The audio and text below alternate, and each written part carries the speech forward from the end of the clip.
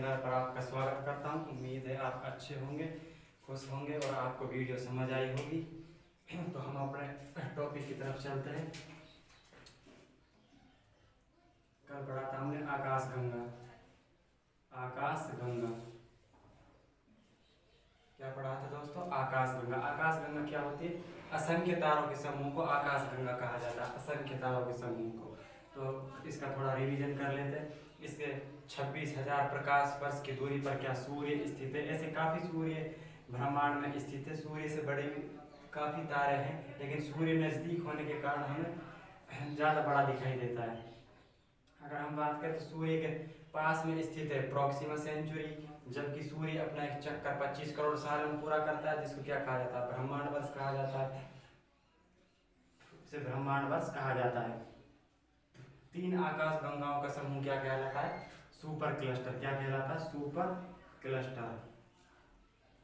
Super cluster कहलाता है, super cluster. जबकि हमारी जो करीबी आकाश गंगा है, हमारी आकाश गंगा का नाम मंदाकिनी, हमसे करीबी एंड्रोमेडा, जबकि उससे एक और करीबी हमारी 2 करीबी आकाश गंगाओं का नाम क्या है?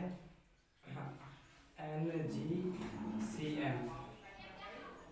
NGCM 33 क्या है? NGCM 33 एंड्रोमेडा, NGCM 33 और हमारी आकाश गंगा का नाम क्या है?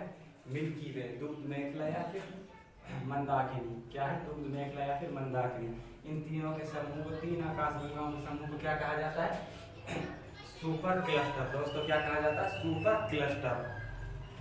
तो जो आज का हमारा टॉपिक है वो है नक्षत्र और तारामंडल। नक्षत्र और तारामंडल।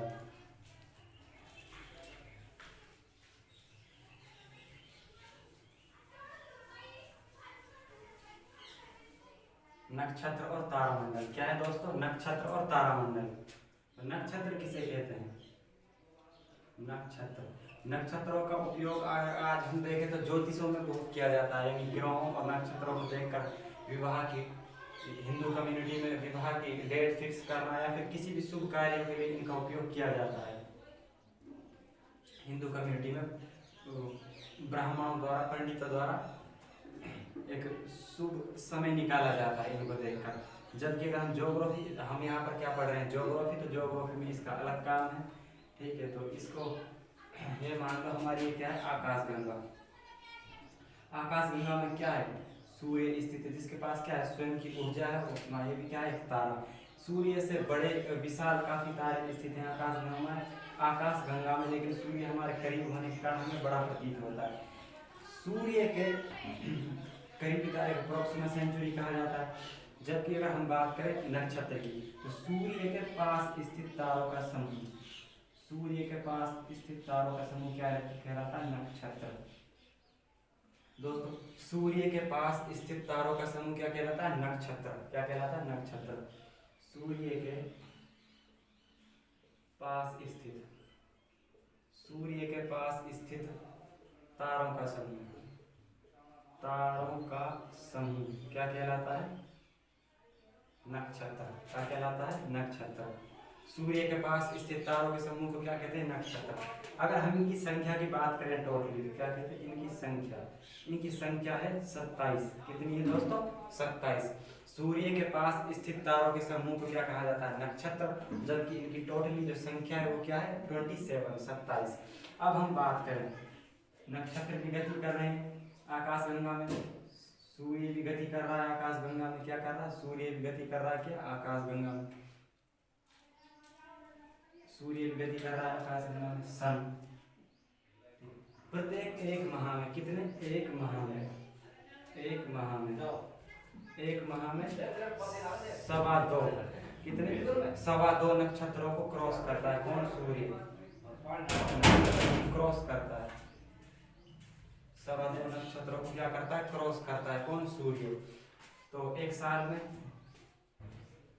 एक साल में कितने नक्षत्रों को क्रॉस करेगा? 27। कितने? 27। कितने दोस्तों? 27। 27 नक्षत्रों को क्रॉस करेगा। कौन? सूर्य। सूर्य के पास स्थित तारों का समूह क्या कहलाता है? नक्षत्र। इनकी संख्या कितनी है? 27। सूर्य के पास स्थित तारों के समूह को नक्षत्र कहते हैं। इनकी संख्या है जो है 27। प्रत्येक एक माह में 2.25 नक्षत्रों को सूर्य क्रॉस करता है, यानी ये गति कर रहा है, इसका परिक्रमा कर रहा है किसकी, आकाश गंगा की। तो कितने नक्षत्रों को क्रॉस करता है, 2.25, और एक ईयर में कितने करता है, 27, कितने 27, 27 नक्षत्रों को क्रॉस करेगा। अब हम इसके बाद अगर देखें तो आता तारामंडल। क्या आता है, तारामंडल।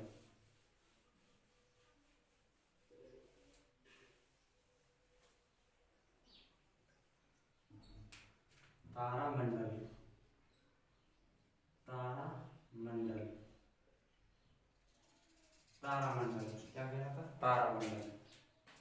अगर हम बात करें किसकी, तारामंडल की, तो सूर्य से दूर स्थित तारों का समूह, किससे, सूर्य से दूर स्थित तारों का समूह क्या कहलाता है, तारामंडल। तारामंडल, तारामंडल। सूर्य के नजदीक स्थित तारों के समूह को क्या कहते हैं, नक्षत्र, और दूर स्थित तारों का समूह क्या कहलाता है, तारामंडल। तो हम लिखेंगे सूर्य से दूर स्थित, सूर्य से दूर स्थित तारों का समूह, सूर्य से दूर स्थित तारों का समूह क्या कहलाता है, सूर्य से दूर स्थित तारों का समूह क्या कहलाता है दोस्तों, तारामंडल। सूर्य से दूर स्थित तारों का समूह को हम क्या कहते हैं, तारामंडल। तारामंडल की संख्या कितनी है, तारामंडल की संख्या 88। वैसे तो अब 89 है, लेकिन एक को क्या है, मान्यता नहीं मिली, इसलिए क्या है 88। इनकी संख्या कितनी है, 88। तो हम कितने हैं, वैसे तो 89 है, लेकिन जो इनको मान्यता प्राप्त है वो कितने हैं, 88। कितने हैं दोस्तों, 88। जो सबसे बड़ा,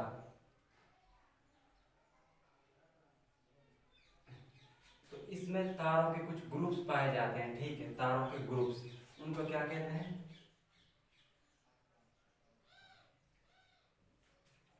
इसमें कुछ तारों के ग्रुप्स पाए जाते हैं, तारामंडल में कुछ तारों का समूह पाए जाते हैं, उन्हीं वो क्या है, उनकी संख्या क्या है, 88।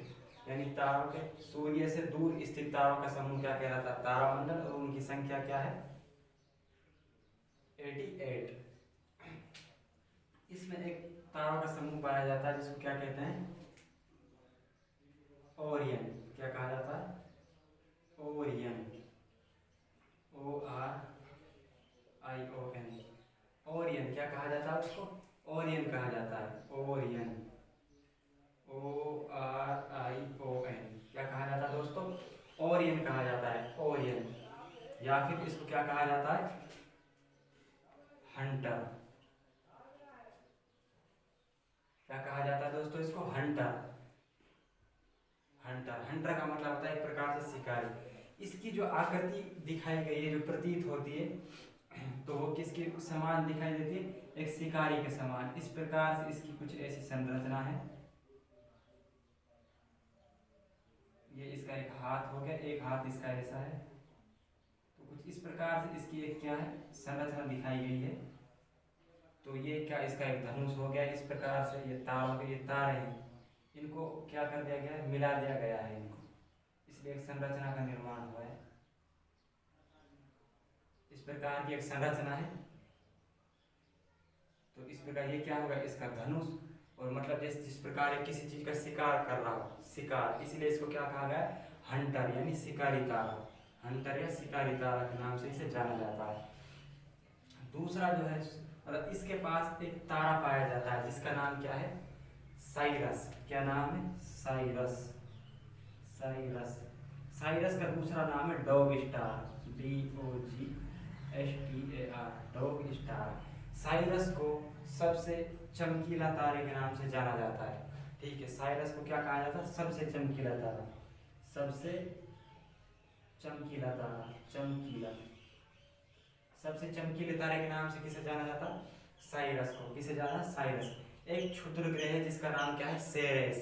वो क्या है, एक सबसे चमकीला क्षुद्र ग्रह। सबसे चमकीला क्या है, क्षुद्र ग्रह, यानी सबसे चमकीला क्या है, एस्टेरॉइड, क्षुद्र ग्रह।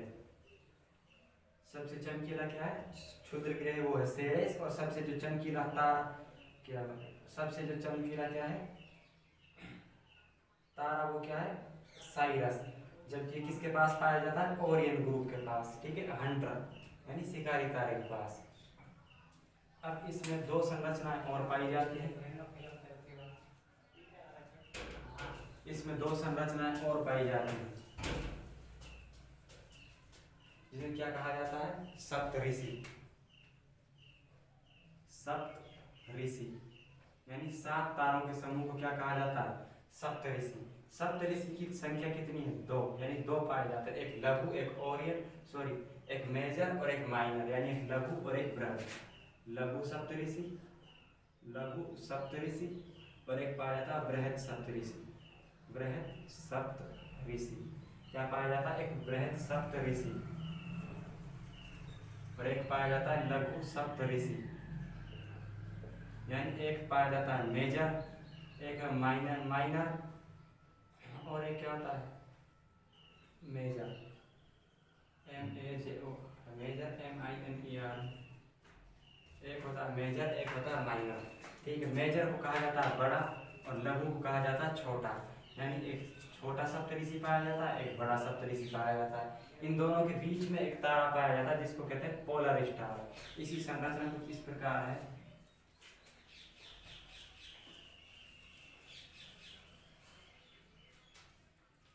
इस प्रकार कुछ 7 तारों का समूह पाया जाता है। इस प्रकार इनको मिला दिया, ये सप्तऋषि का।